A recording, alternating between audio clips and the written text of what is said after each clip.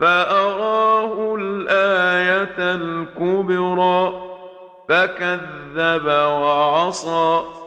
ثم أدبر يسعى فحشر فنادى فقال أنا ربكم الأعلى فأخذه الله نكال الآخرة والأولى إن في ذلك لعبرة لمن يخشى أأنتم أشد خلقا أم السماء بناها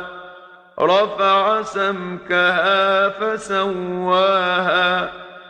وأغطش ليلها وأخرج ضحاها والأرض بعد ذلك دحاها أخرج منها ماءها ومرعاها والجبال أرساها متاعا لكم ولأنعامكم فإذا جاءت الطامة الكبرى يوم يتذكر الإنسان ما سعى وبرزت الجحيم لمن يرى فأما من طغى وآثر الحياة الدنيا فإن الجحيم هي المأوى وأما من خاف مقام ربه ونهى النفس عن الهوى فإن الجنة هي المأوى يسألونك عن الساعة أيان مرساها فيم أنت من ذكراها إلى ربك منتهاها إنما أنت منذر من يخشاها كأنهم يوم يرونها لم يلبثوا إلا عشية أو ضحاها بسم الله الرحمن الرحيم عبس وتولى أن جاءه الأعمى وما يدريك لعله يزكى أو يذكر فتنفعه الذكرى فأراه الآية الكبرى فكذب وعصى ثم أدبر يسعى فحشر فنادى فقال أنا ربكم الأعلى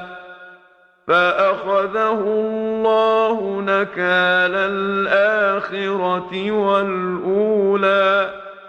إن في ذلك لعبرة لمن يخشى أأنتم أشد خلقا أم السماء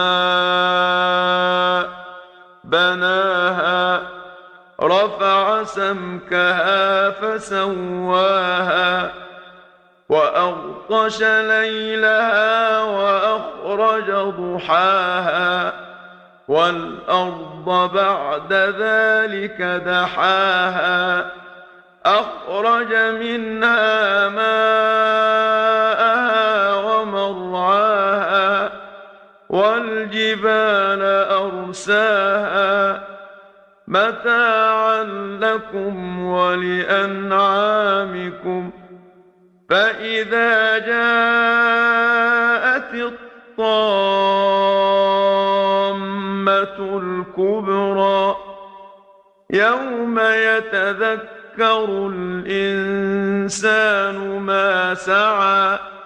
وبرزت الجحيم لمن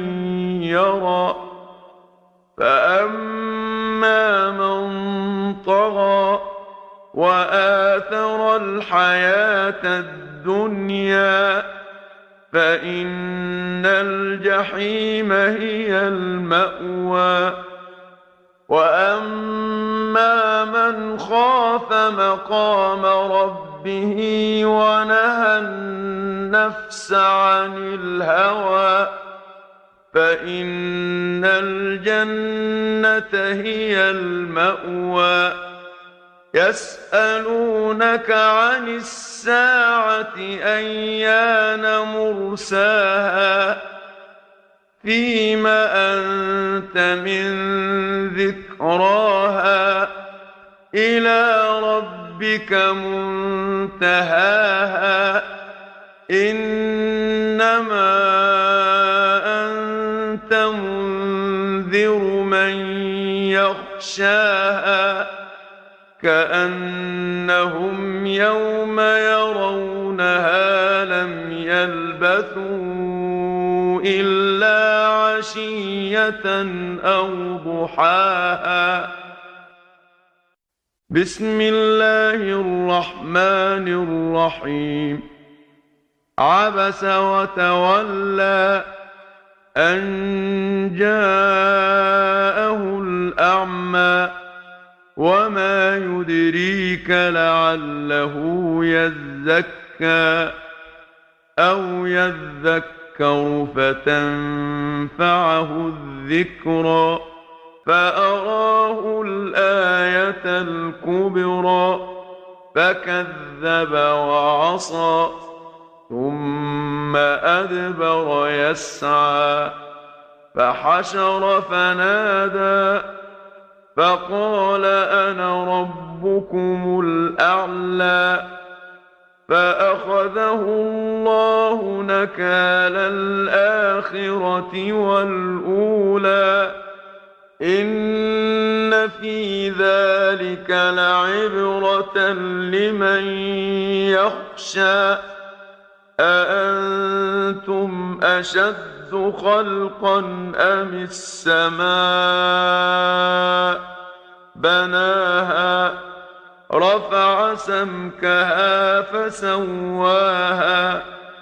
وأغطش ليلها وأخرج ضحاها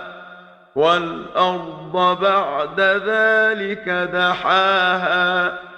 أخرج منها ماءها ومرعاها والجبال أرساها متاعا لكم ولأنعامكم فإذا جاءت الطامة الكبرى يوم يتذكر الإنسان ما سعى وبرزت الجحيم لمن يرى فأما من طغى وآثر الحياة الدنيا فإن الجحيم هي المأوى وأما من خاف مقام ربه ونهى النفس عن الهوى فإن الجنة هي المأوى يسألونك عن الساعة أيان مرساها فيم أنت من ذكراها إلى ربك منتهاها إنما أنت منذر من يخشاها كأنهم يوم يرونها لم يلبثوا إلا عشية أو ضحاها. بسم الله الرحمن الرحيم. عبس وتولى أن جاءه الأعمى وما يدريك لعله يزكى أو يذكر فتنفعه الذكرى